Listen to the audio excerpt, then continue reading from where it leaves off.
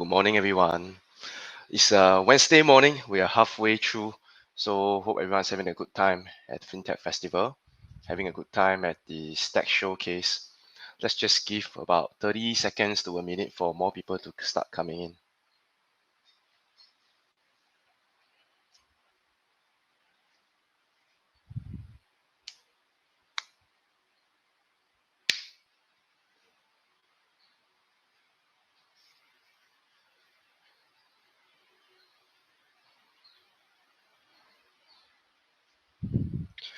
Okay, I think I shall begin. All right, so this session is about Stacks company overview. So I'll be your DJ for the next 1 hour, okay, during your morning session to talk about Stacks, how we have come, okay, along, okay, what we have done, and what we are hoping to achieve in the coming days or weeks and months. Okay, so there's going to be quite a lot of information about us. Okay, I'll also be sharing more about the company in detail. Okay, and it's good to get up close and personal. So hopefully, if you have some questions, please just feel free to pop them in the chat box. Okay, and otherwise, I will start sharing screen, and then once I'm sharing screen, you will not be able to. I will not be able to see your questions. Okay, so I will come back to your questions at the end of the presentation. But just feel free to share these questions in the meantime. Okay, so as mentioned, today's topic is about stacks. We have come along quite far for a 2.5-year-old company. Okay, and so we've done quite a lot of things. We won some awards. We have got some clients. Our platform is live. Okay, so many people actually asked me. In fact, just yesterday, somebody asked me what exactly is Stacks doing. Because it's not quite clear. Okay, when you're reading the so-called press release or you're reading the newspaper article, because yesterday there was a press release, right? It talks about how Stacks is partnering with the MAS to build this registry. So it seems quite unclear, quite vague. What exactly are we doing? Why Stacks building a registry and what does it mean?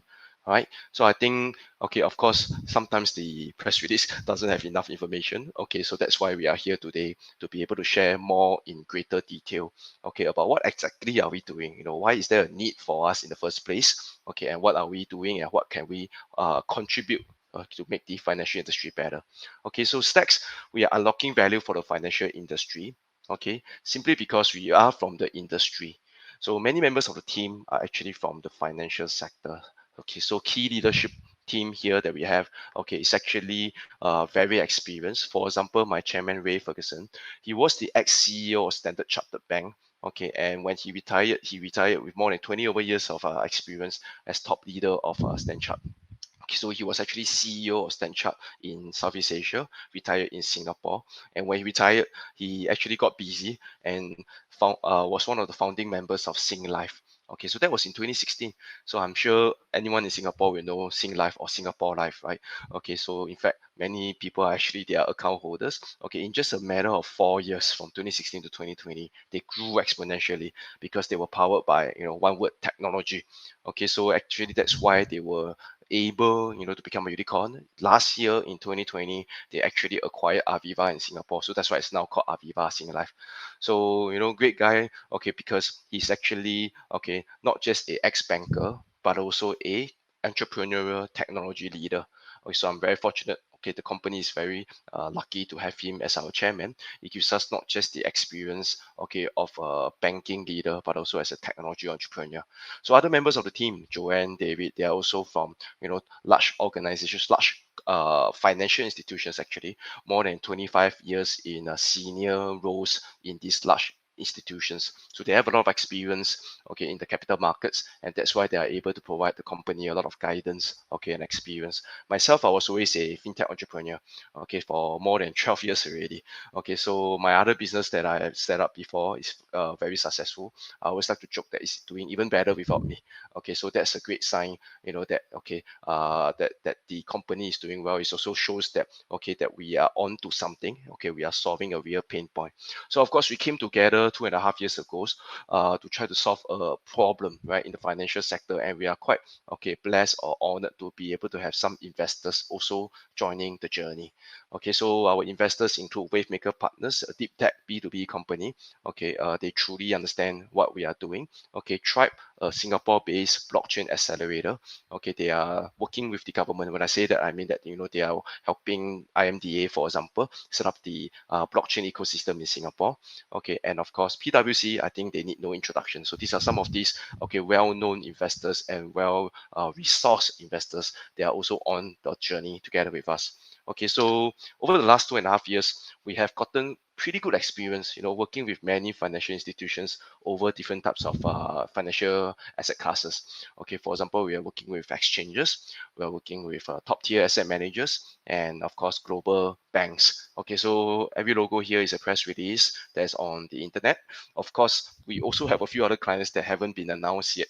All right. Okay, so there are some that I can't just name publicly. Okay, but our efforts are definitely out there. Okay, so we actually won some awards too. Okay, so last year we won this MAS Global Innovation Challenge. Okay, so that's actually a global challenge and we won in the Singapore category. Okay, the team was in sustainability and green finance. Notably, we also won 2 grants from the MAS in 2020. So these grants are the FSTI grants. It stands for Financial Sector Technology and Innovation. And it's actually not easy, right? Okay, so to share, right? Okay, so to get the FSTI grant, you actually got to have, a panel of 5 judges approving the proposal. Okay, so it's not straightforward. Okay, because these 5 judges are from the financial industry. They have to agree that your solution is valuable for the industry before they can approve it. Okay, and these 5 judges are judging this solution on an anonymous basis, double-blind basis, meaning they don't know who we are, we don't know who they are. Okay, so there's totally no form of like relationship or no form of biasness. Okay, so and besides that, we also won a few other awards, from UBS, the Asset, Gartner, etc. Okay, so why are we able to do so? What exactly are we doing? The premise of what we set out to do is actually, to solve this fragmentation in the financial markets. Okay, so this is what I like to call the 50-year-old problem, because whatever that's on the screen here today is 50 years old. Okay, the so-called traditional securities model, or what I like to say, called the DTCC model, because this was actually started by the DTCC in 1973. Okay, so background, right? Before 1973 or even before 1968, okay, the world operated on paper trading. Okay, paper trading literally means physical pieces of paper.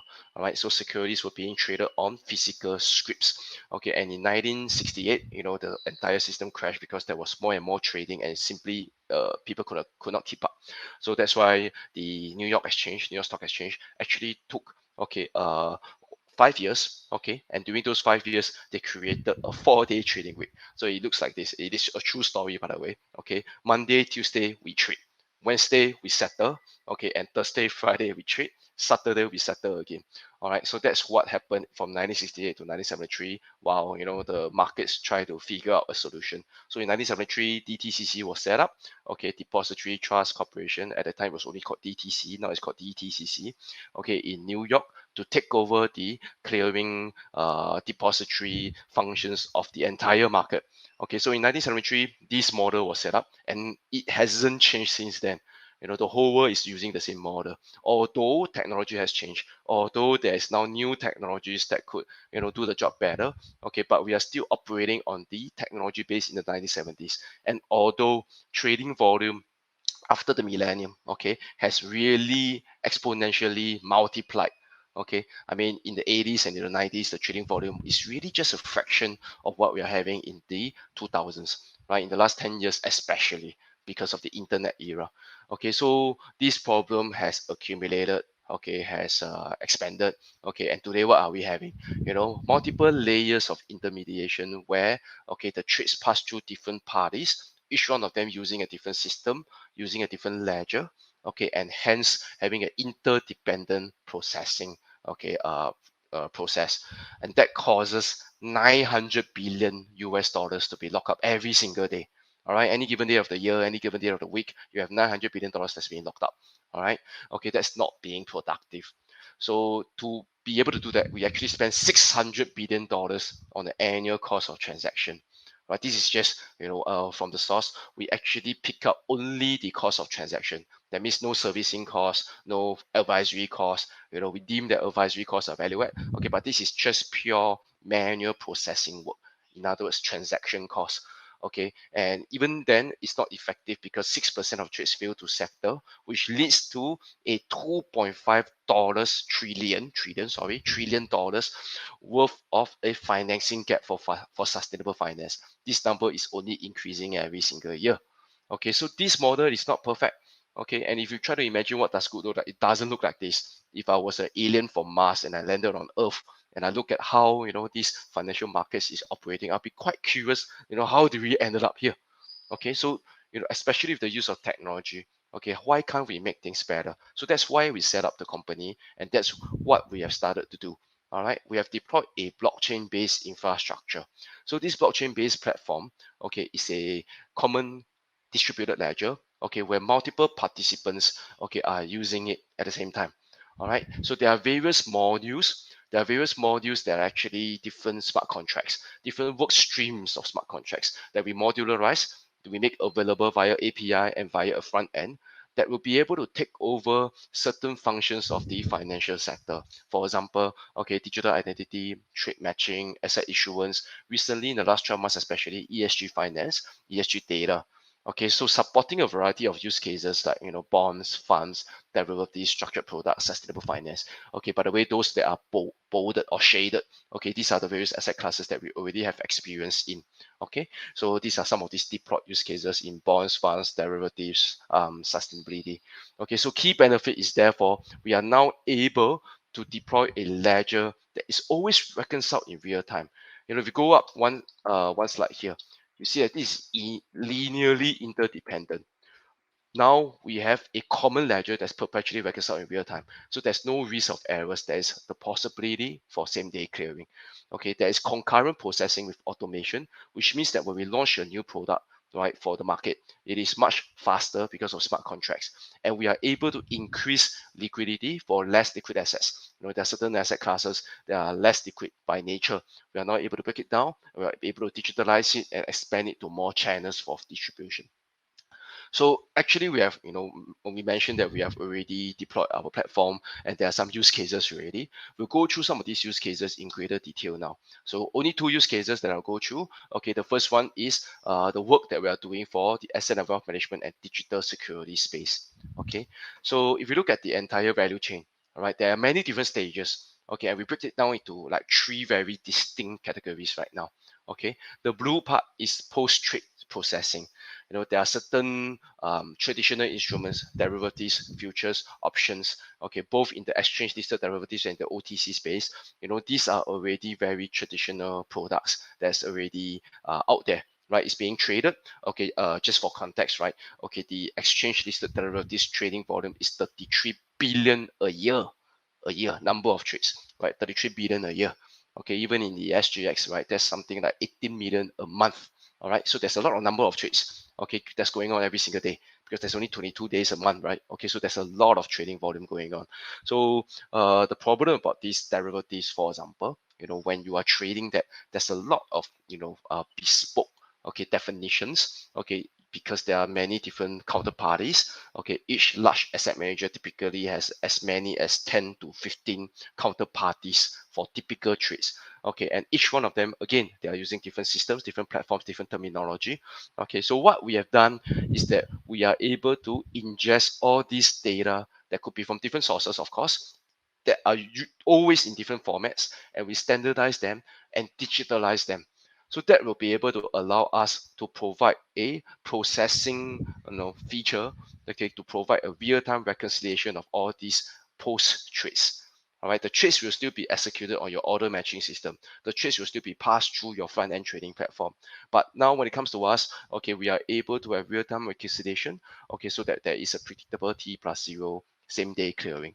All right, we are able to then automate, okay, the results of these trades, okay, and hopefully we can get into the settlement phase. Okay, settlement will be simply we need to integrate with their payment systems. Okay, so that's where we already have the technical capability to do so. Okay, then secondly, okay, the green part here, launch, distribution, and marketing. Typically, be it an asset manager launching a new fund, or be an investment bank launching a new bond offering or IPO for equities, right? Okay, there is a period of time. Okay, and this period of time is actually quite cumbersome. You are talking about at least a few weeks, usually a few months, where you have to structure the product, you have to work with different counterparties manually, okay, and using paper. Okay, so what if we could now structure, define, and launch these products digitally, okay, through tokenization, and by programming these, okay, instruments, okay, using smart contract templates. If you think about it, okay, a fund, there's a numerous, okay, manual actions involved to launch a new fund, okay, and to launch a new bond. Again, the entire life cycle of such products, there's a lot of manual processes. There's a lot of human intervention. There's a lot of counterparty discussions, and all of this could be automated using smart contract templates. Then we could seamlessly distribute all these products through integrated channels, okay, so that, okay, there will be real-time reliable info during this book running process, okay, and distribution process. Okay, hopefully we are able to save costs, okay, and get to more people, right? And lastly, the last part here, administration and reporting. There are two different angles here. For example, for funds, there's always a lot of fund administration, fund reporting, okay, reporting to investors, reporting to regulators. There's a lot of reporting, and recently with ESG, right, also reporting for ESG. Okay, so there's a lot of work to do. Okay, banks, like it or not, they are now they are taking on a new role, okay, to be a steward for ESG, right, whereby they need to be assured that whatever product, ESG product, fund or bond that they have launched has really been, okay, achieving its sustainability targets. All right. So be it as an asset servicing or servicing a security servicing agent, you want to be able to provide corporate notices, you want to be able to provide corporate action services, you want to be able to provide voting, you want to be able to provide coupon payments, redemptions. Okay, all of these could now be done in a more efficient manner using, okay, the digital infrastructure that we have. Okay, so instead of because I know I invested in bonds and funds, right, I'm always receiving paper mails, okay, physical notices, okay, and it's going through multiple intermediaries, meaning that, okay, because if I bought them through a broker or a bank, I'm reliant on the bank or broker to make sure that I get the information from the fund manager or the bond issuer through the trustee, through the service agent, through the broker to me, right? So all of this could be more efficient, okay, if you just have a digital platform. And that's what we have started to do, in the blue area here. Okay, the blue portion, talk about post-trade processing, right? Okay, so we have already deployed, okay, these are our, what they call project names, internal project names, okay, but a platform, okay, where we have already started to allow the processing of trades for exchange-listed derivatives, okay, publicly known Eastspring Investments and BNP Paribas on Mercury, and also OTC derivatives. Okay, so in other words, entirely two different work streams, okay, and covering multiple asset classes. One is exchange listed, one is OTC. All right, so these are in the area of post-trade processing. We have also gone on in the green section, okay, launching of tokenized products. Okay, so this could be in the end-to-end life cycle management of funds or end-to-end life cycle management of bonds. Okay, so interestingly, there's actually two separate projects that are working on in the funds asset class. Okay, Jupiter and EVCC. All right, so these are two entirely different projects. Okay, but we are actually, okay, involved in the end-to-end life cycle management with different counterparties and also with bonds, okay, with the different parties here. So the links here are the links to the reports that are online. Okay, there's actually a report that's published and also some news releases.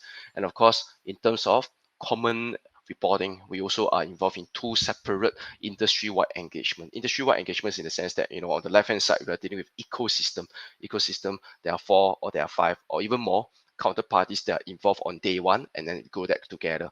Okay, on the right hand side, these industry-wide projects are right in the beginning. We are working with the industry, building something for the industry. So for example, for common data platform, this is still quite early. We are discussing with some of these asset managers certain use cases that we could bring for administration and reporting. And MES Project Greenprint, this one has been announced, okay, where we are working with in partnership with the MES to provide ESG data platform, okay, to enable, okay, a better sustainable finance. This is actually in both Business Times and Zhao Bao, this morning, and of course is talked about yesterday on the Channel News Asia. So anyway, okay, to go further into the second use case here, which is the digital ESG registry, okay, that we're talking about in partnership with the MAS Project Greenprint.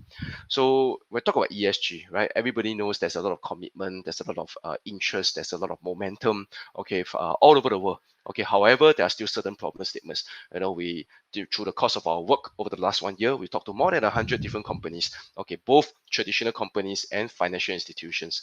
So the corporates are telling us there's a lack of ESG financing. ESG financing is primarily only limited to large companies, medium or smaller size companies, even if they are totally green, right? Even if they are new green, new tech, green energy or whatever, they find that it's hard to access financial services simply because, okay, on the left hand side, okay, it's difficult to get ESG certification. Industry certification is at best as low because of overly manual processes. There are also, it's not easy to go and get the certificate from these certification providers simply because it is all done manually. Okay, lack of technology. Okay, it is a long queue to get certified. So usually it's only the MNCs that get that first. Okay, and then on the other side, financial institutions will then be very fearful because after all, we mentioned that when they launch a ESG bond or ESG fund, indirectly they became a steward. Okay, because when their bond or their fund gets exposed for, it's not even their fault sometimes, okay, because they are maybe being misrepresented too, okay, they will also feel that it's their responsibility to ensure that they do not deploy the funds in a careless manner. Okay, so they are also affected because fragmented data today, ESG data is fragmented. Okay, different companies in different sectors have their certification done in different way, or even in different jurisdictions in different standards. There's no existing platform to commonize it. Okay, and therefore it leads to a fear of greenwashing. Okay, and that leads to a hesitancy and a vicious cycle altogether. So in our view as a tech firm, the way to break through this vicious cycle and create a positive cycle is to use technology. Okay, and so that is what we think good looks like. Okay, if we imagine 5 years down the road, okay, what does good look like? Okay, in a sustainable world, what does good look like? The world is sustainable. Companies or financial institutions, to be more exact, are putting in money into the corporates. Corporates are taking the money and being more green. Okay, and the world is becoming more and more sustainable. But how is that being achieved? Okay, it seems common sense. Okay, to just simply assume there is a interesting common digital platform that is able to streamline many of these processes, and there is a common platform that is able to provide data that used to be in different silos, and this is where we come into play.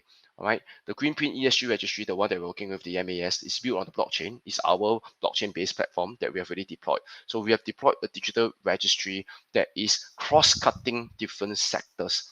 So all these sectors, they are in traditional fields. Okay, they are now able to interoperate with us, whereby we have deployed a few modules. For example, on the top left-hand corner here of part of the registry, digitalization of ESG data.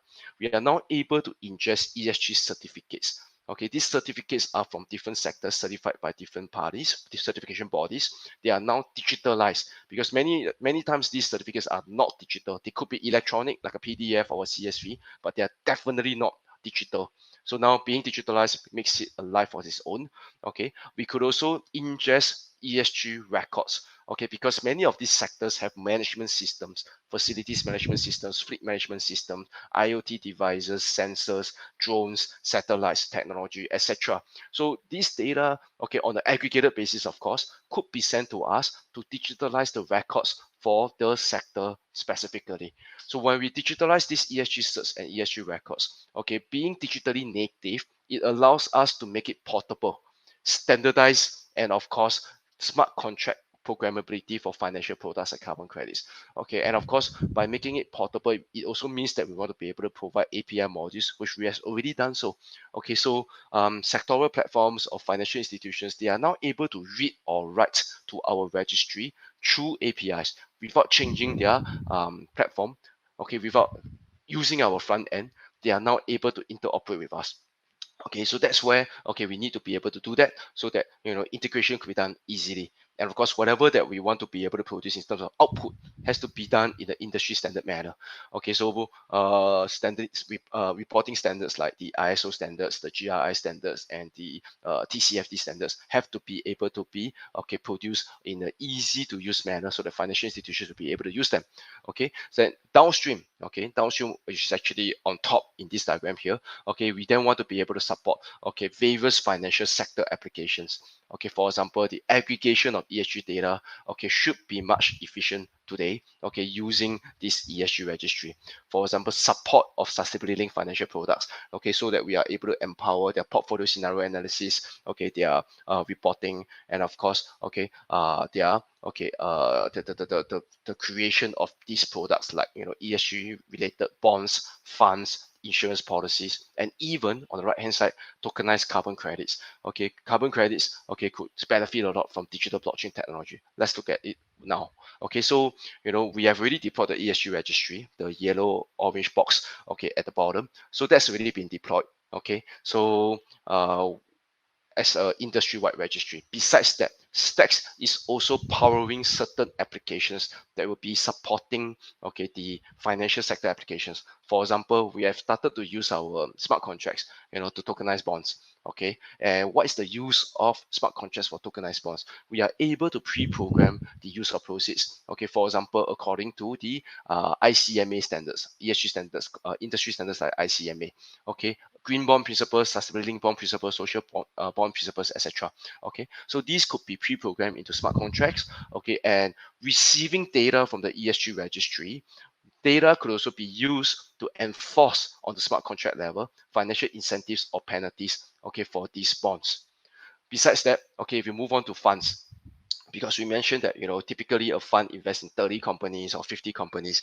These 30 companies are also exposed to another 100 companies in the entire value chain, right? So we want to be able to ensure these 30 companies really are able to provide a holistic portfolio reporting, okay, ESG reporting, so that the fund manager can have holistic portfolio reporting. So all this could be aggregated, and scenario analysis of if a portfolio company changes its vendor, okay, to that is known to be green, or to that is known to be brown, okay, how does it impact the portfolio? So all this could be now made much more easier and transparent.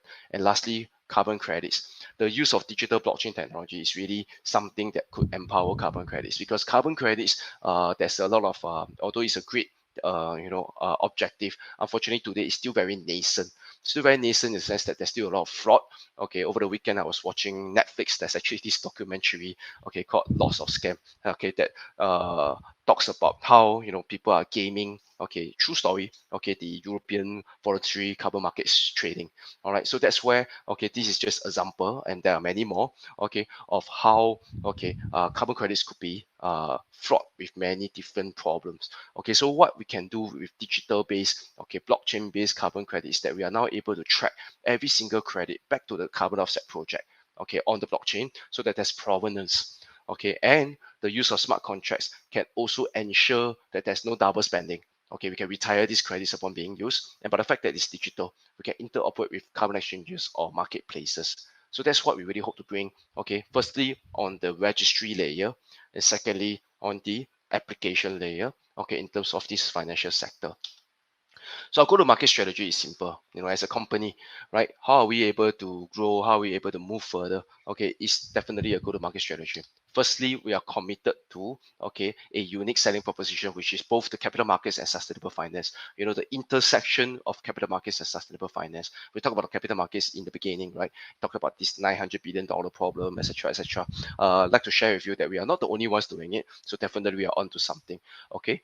Sustainable finance, of course, everybody knows about it, sustainability, etc. There's so many new and exciting technologies: AI, drones, satellite, green tech, new farming, artificial meat, man-made milk, whatever. There's so many interesting and funky technologies that are way more exciting than me, right? So, okay, however, I think we have a unique selling proposition, which is we are the intersection between the financial institutions and these technologies.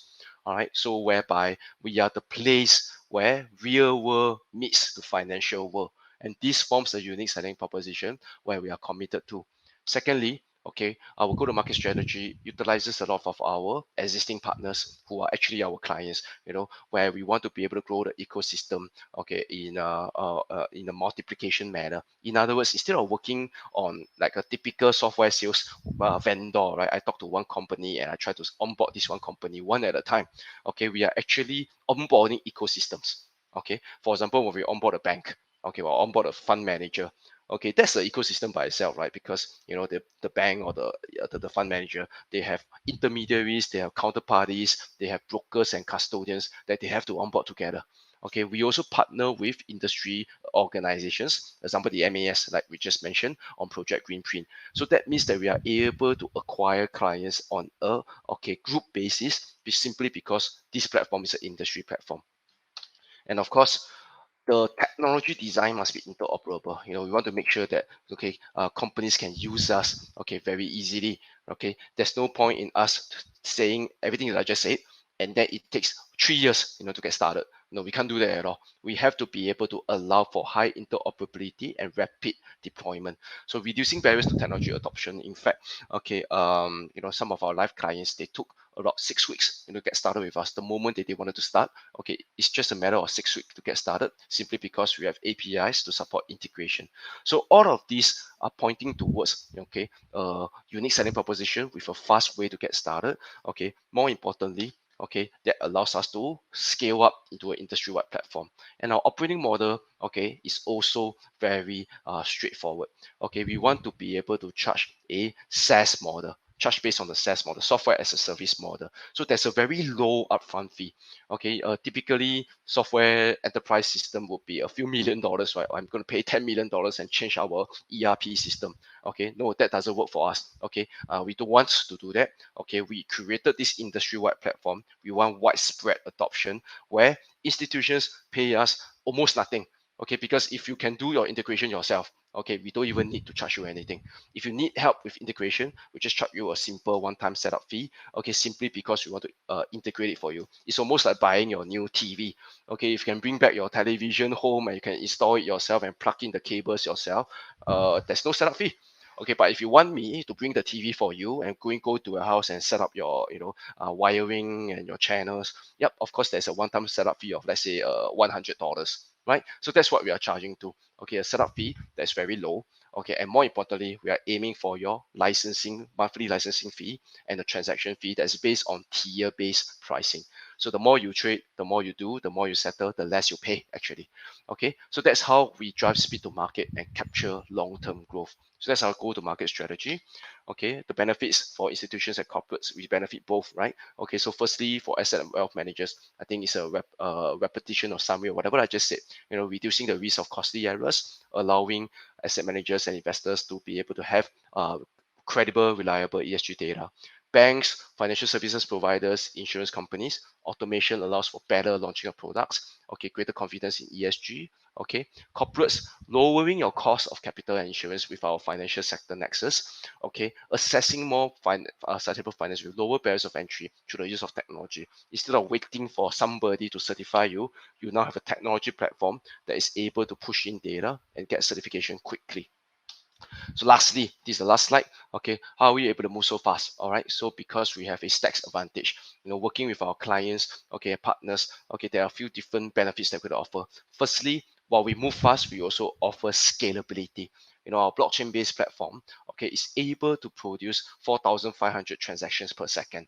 So there's high throughput that satisfies all the financial services use cases that we have been exposed to. Okay, it's little energy usage and no mining. We are not a public blockchain, which means that there's no need to install dedicated devices and have a data center to go and mine crypto. This is not what we have done. We have provided an enterprise grade blockchain based solution that doesn't require mining, and hence the footprint is the same as your current server. Okay, it's the same as your current cloud server or on-prem server, depending on what you want. Which brings us to the next point. Okay, we are interoperability. We could be on cloud, we could be on-prem. It really depends on what the organization prefers. Okay, we could do both. We have done both before in our experience. Okay, we also provide API connectivity so that you can keep your system, keep your CRM, keep your old school traditional platform that can interoperate with us. Okay, because we have these APIs that could support any form of external systems network, key management system, KMS, or hardware security module, HSM. Okay, and if you are a blockchain guy, if you want to be able to use blockchain and write smart contracts, we also support standard solidity smart contracts. Okay, because our blockchain base is actually Ethereum based network. We actually customize the Ethereum blockchain, but we kept the Solidity smart contracts, because we know that it's an open source language that many developers can use, okay, to provide their own use case. And that includes, okay, financial institutions, because many financial institutions are already now well exposed to the Ethereum Solidity smart contracts. And lastly, agility. We covered just now about the go-to-market. We have a quick go-to-market. We are able to validate business case very quickly with no risk, okay, because we are able to do a pilot project in 6 weeks. We're able to turn around and do a pilot project review in a matter of weeks. Okay, you do not need to go and push your entire system onto us. You can just try with one pilot case. Okay, so there's almost no risk and very low implementation cost, because as I said, okay, we are on cloud. Okay, we have the ready platform. Okay, and if you don't need me to come and install your TV, you can do so. You can get started with us using our existing off-the-shelf system for free. Okay, so that's exactly the advantage that we're providing. Okay, and that's how we hope to continue to grow. In terms of timeline, okay, this year has been great for us. We have landed some industry-wide projects. We have landed some major so-called traction. Okay, next year is where we want to be able to scale this up, okay, on an industry-wide basis, not just in Singapore, but also in Southeast Asia. So at this point, just like to call out for any potential partners, okay, in either the financial industry sector or in the technology sector, or even in the non-profit government sector, and of course in the corporate sector too. Okay, any partnership will be very valuable to us.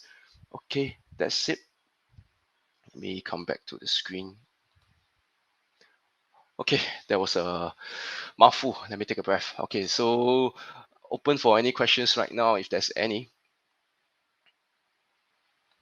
You could leave your question in the chat box or in the Q&A. And in any case, I'm also in the platform. So if you go to people, you are able to see my name, see my avatar, and you can drop me a message. I will be able to see and respond to you. You can also find me on LinkedIn. Simply put, I'm quite easy to find. Yep. So I'll just wait here for a moment, see if there's any questions for anyone.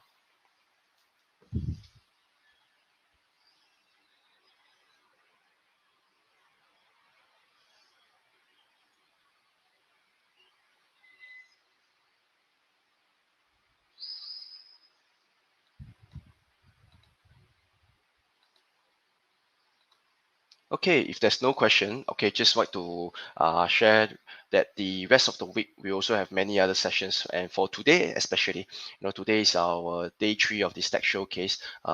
In our STACS showcase, day 3 is asset and wealth management focus. So later on today, we have a few different panel sessions, okay, which will be covering more on the applications of the use of our technology, okay, for the asset and wealth management space. So we're going to be talking a lot about funds, post-trade processing, all those things that I just mentioned this morning. Okay, and in fact, we even have 2 live demos today. So my colleagues, okay, from STACS, they will be doing 2 live demos today. One is about our post-trade matching platform, that we have already rolled out with eSpring and BNP Paribas. We'll be actually doing a live demo later. Okay, and also in the afternoon, we'll be doing a funds tokenization platform, because we mentioned that we also did a few projects in funds tokenizing. So we want to be able to show that too. Okay, so those will be demos that will be available in this platform.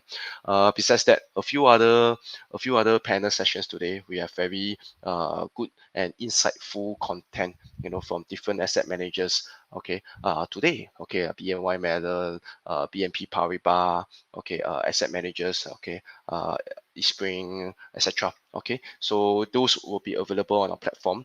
Okay, and actually, everything that I just said and everything that is already presented here today will be available on the playback. Okay, so even if you miss the sessions, okay, not just this session, but any session in this platform, okay, you will find it inside schedule. Okay, and you're able to scroll all the way down to find the sessions that have ended and replay anytime. Yep. So I hope that this has been helpful. Okay, and again, okay, if there's any questions or any requests, okay, just feel free to reach out. Okay, inside the platform, just drop us a message anytime. Okay, otherwise, thank you very much. Hope everyone will have a nice day today. Okay, stay safe, take care. Thank you. Goodbye.